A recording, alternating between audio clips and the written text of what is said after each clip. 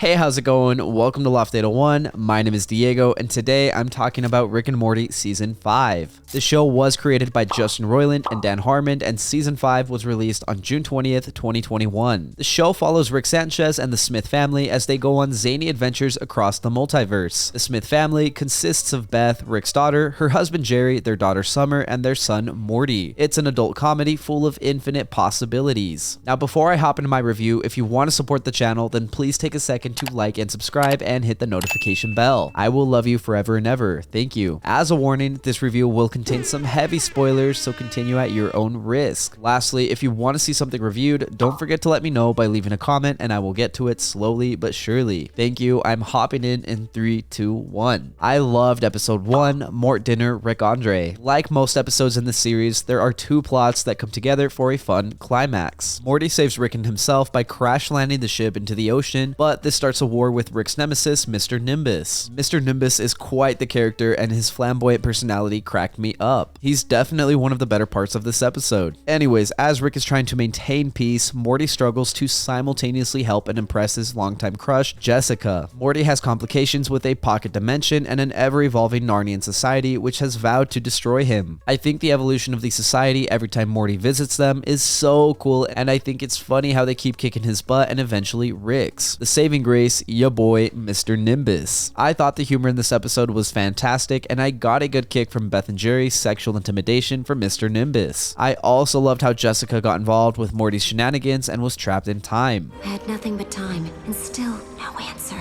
Time without purpose is a prison. I have glimpsed into the mind of eternity, perhaps the mind of God, and found nothing but silence. Needless to say, Morty won't be getting with her anytime soon. This episode was a great way to kick off the season, and I gave it a 10 out of 10. Episode 2, Mortyplicity, is a chaotic game of who is the real Smith family. Rick created decoys of the family just in case they were ever hunted. Unfortunately, things severely spiraled, and the decoys created decoys who created decoys who created decoys, and so on and so forth. This episode is basically 20 minutes of the Smith family dying in different ways. There are killer squids, serial killers, energy swords, lightsabers, and many more cool things. Despite all of the Smith families dying, there is no need to worry because our Smith family, the real family, is in space with Space Beth. There is a lot that I enjoyed about this episode, but my favorite thing about this episode was the introduction of the wooden decoys, specifically the wooden Jerry. This MF is so funny and true to Jerry as a character. On top of that, he gives us what I would argue could be the best end credit of the entire series. He's the only survivor of the Smith familial destruction because he betrayed everyone for his desire to live. Ironically, his desire is completely met as even millions of years later he cannot die. It is an incredible and surreal sequence with amazing music, and I loved it. This episode got a 9.8 out of 10 from me. Episode 3, a Rickconvenient Mort, introduces us to Morty's love interest, Planet Tina. She is a superhero that can only be summoned by the use of 4 elemental rings and is controlled and exploited by a group of kids known as the Tina Tears. Morty ditches Rick in this episode, falls in love, and savagely frees Planetina from her bondage. It's pretty effing sick, but without restrictions, Planetina rampages against humanity, breaking Morty's heart. I'm so sorry. Fuck you. Morty, are you alright? She's gone, Mom. She's gone. I loved her so much. I know you did, honey. Seeing Morty crying and Beth actually being a parent, it's different because been there, done that. The song during the scene, I Am the Antichrist to You, fits the mood perfectly, and based on the scene alone, I'm tempted to give it a 10 out of 10. Tempted. Only tempted because Rick and Summer go on adventures to off-world planets, partying during their last days. It is a grotesque, drug-fueled, debauchery-ridden, orgy-rampant, manic sequence of scenes as planets are engulfed by stars. I felt this chaotic partying took away from the deep and emotional moments in the episode, but to not undersell the impact Morty and Planetina's relationship had on me, I give this episode a 9.8 out of 10. Episode 4, Rickdependence Spray, is a It's an episode, and it certainly pushes its limits. Morty is a little freak and accidentally creates giant man-eating sperm. Yeah, I said that. They wreak havoc, so the funniest president ever shows up to help and to request help. He thinks the Chuds, a cannibalistic race of subterranean horse people, are responsible. Hiding his shame, Morty doesn't take any responsibility until the end of the episode. The Chuds and the government eventually unite to fight the sperm, but things escalate and let's just say a giant baby is born. If you want to know more, you gotta watch this one on your own. Despite some uncomfortable laughing, this episode did have some really funny jokes, and I loved seeing the president. Strangely enough, I gave this episode a 9.6 out of 10, although I do understand why someone would rate it badly. Moving on to episode 5, Amortycan Grickfitti, I thought it was the worst episode of the season. It was still a good episode, but I thought it was a bit too scattered to be my favorite. Rick and Beth go on a quest to save Jerry from some demons, with a few complications such as pain giving the demons pleasure. While they're off adventuring, Morty and Summer try to become friends with the new cool kid in town, Bruce Chutback. They go on a joyride in Rick's car, which reveals it wants to date a changeformer, not to be confused with a transformer. There are some major complications, but the kids ultimately make it home just before their parents. It's a bit like Ferris Bueller. I laughed a lot during this episode, but I found the conclusion to be a bit lacking in both plots. Despite being a good filler episode, I still laughed a lot, and I thought this episode had some interesting visuals, so I gave it a 9.6 out of 10. Again, I do understand why someone could rate it lower. In episode 6, Rick and Morty's Thanksploitation Spectactular, we're once again rejoined by the president. Morty is a dumbass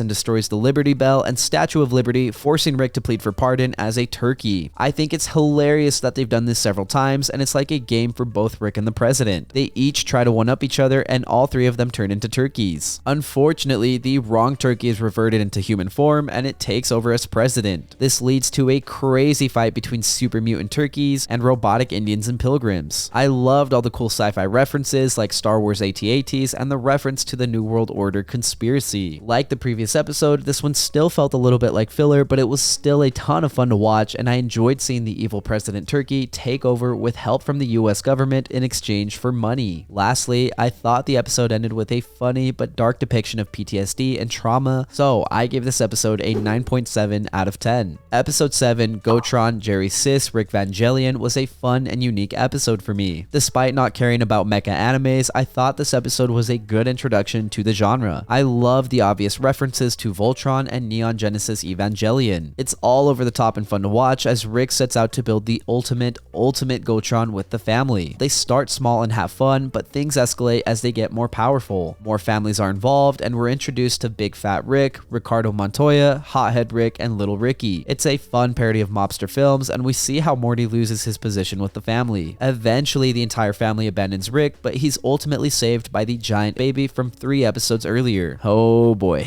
I got a lot of laughs from this episode, especially during the end credits when it's revealed that the kaijus they are fighting are trying to spread the cure for AIDS. It is too bad their portal tech is shoddy. I gave this episode a 9.9 out of 10. Episode 8, Rickternal Friendshine of the Spotless Mort, sees Rick trying to heal his friend Bird Person. He hops into BP's mind, and we get some lovely visuals and a lot of backstory. We see how Rick and BP became friends and their stand at Blood Ridge against the Galactic Federation. It's freaking awesome and makes me love the storytelling even more. Unfortunately for Rick, BP doesn't want to be saved and starts destroying his mind until Rick reveals he has a child. This prompts BP to fight for his mind, and he and Rick escape. After waking up, BP tells Rick he isn't a good friend and he leaves to go find his child. It stings Rick, but it's true. The end credit reveals BP had a daughter and she's held in a Galactic Federation prison where she beats up inmates. I love the tease, and it made me excited to see how that storyline would progress in future seasons. Because we got so much awesome lore in this episode, I gave it a 10 out of 10. Episode 9, Forgetting Sarick Mortshall, is one of the darkest episodes in the entire show, and it marked a turning point in the relationship between Rick and Morty. The episode starts with Morty taking Rick's portal gun and helping the people they've exploited and abandoned on their adventures. He realizes he's used too much portal fluid and tries to top it off with Mountain Dew, but gets portal fluid on his hand, which lets him talk with Nick. Nick is an inmate in an insane asylum who got portal fluid on his leg. Morty hides the portal on his hand, but gets into a fight with Rick, who says he's worthless. Well, he says he's worth less than 2 crows, and he adamantly proves it by adventuring with them instead. The crows come in clutch and save his butt, also enlightening him. Emotionally hurt and angry, Morty frees Nick to hang out with him, but Nick betrays him, revealing Rick locked him away for trying to steal portal fluid. In one of the darkest moments of the show, Morty is forced to cut off his own own hand and sever his connection to Nick. Rick regenerates Morty's hand, but lets him know he's leaving and not coming back. He says their relationship is toxic, and he gives Morty his portal gun. Morty sobs as Rick packs up and leaves, doing his signature rant. Rick and 2 crows, kicking off my new franchise. The galaxy is our telephone wire. We'll do 1,000 seasons, 14 episodes each, 9 seconds a pop, because that's the future of viewing. It's a sad ending, and it's more impactful by Rick's acknowledgement of his toxic behavior against Morty. It's so bizarre seeing him apologize. In many ways, it felt like a season finale, and I gave it a 10 out of 10. Also, I forgot to mention it, but I love the garbage goober jokes. Episode 10, Rickmurai Jack, keeps rolling with the continuity, and it's freaking awesome. The intro to the finale treats the episode like an anime, with Rick slicing down thugs with his crows and getting a dope anime rock song with awesome visuals. It's so freaking cool, and I would 100% watch it if it were an actual anime. Rick adventures after Crow Scare and kills Pussifer before talking to an aged Morty. Morty does not look good and begs Rick to come home, but he refuses. It's not until the crows ditch him for Crow Scare that he decides to go home. It's revealed that Morty used an aging serum to trick Rick into coming home because he's desperate to get them back together. They travel to the freaking Citadel to reverse the effects of the serum. It becomes clear that things aren't the way they seem, and President Morty requests they join him for dinner. Rick expects him to be evil, and as expected, President Morty reveals himself as evil Morty. He gives our Morty a ton of backstory and reveals that Rick built the Citadel and that Rick's breed Mortys because they are so subservient to Rick. Evil Morty says he wants to bring down the central finite curve and that he's been scanning Rick's mind and that he now has all the answers he needs. Rick and Morty escape, but Morty demands answers, and we finally get our questions and theories about Rick's past answered. His family really did die in the way it was portrayed in season 3. This prompted Rick's quest for vengeance, and he killed thousands of Ricks before eventually building the Citadel. Evil Morty then reveals the central finite curve is what separates all the universes, where Rick is the smartest being from every other universe. Evil Morty just wants to leave and no longer be a slave to Ricks and their influence. He's one step ahead of the Ricks on the Citadel, hacking their portal fluid and their versions of Operation Phoenix. Evil Morty pulls the most badass move in the entire series and rips a hole through the curve, launching himself through it and using a yellow portal. I gotta be honest, this was the most shocked and excited I'd been for the entire series to date. Everything in this episode was on point. The writing, the animation, the music. It was the most mic drop moment in the show and left our Rick and Morty barely alive. I gave this episode a 10 out of 10, but it could have easily been an 11 out of 10.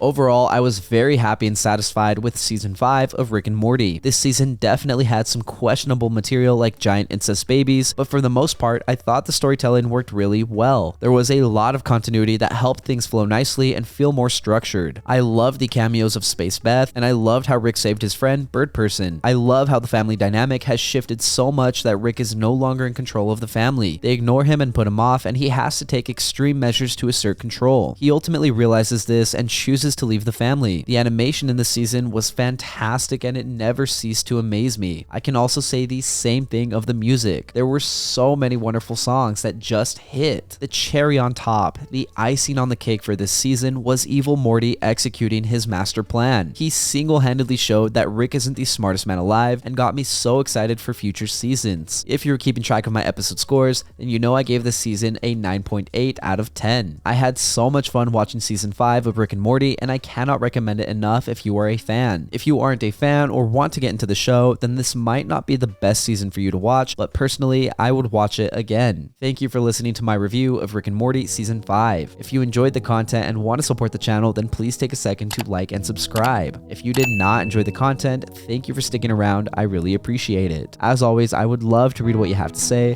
so leave a comment down below and let me know what you're thinking. Also, if there's ever something you want to see reviewed, don't forget to let me know and I will get to it as soon as I can. Lastly, if you want to see some more from me, then you can check out my vlogs linked up above or my podcast, Good Friends. Again, thank you for watching. My name is Diego and I will see you next time.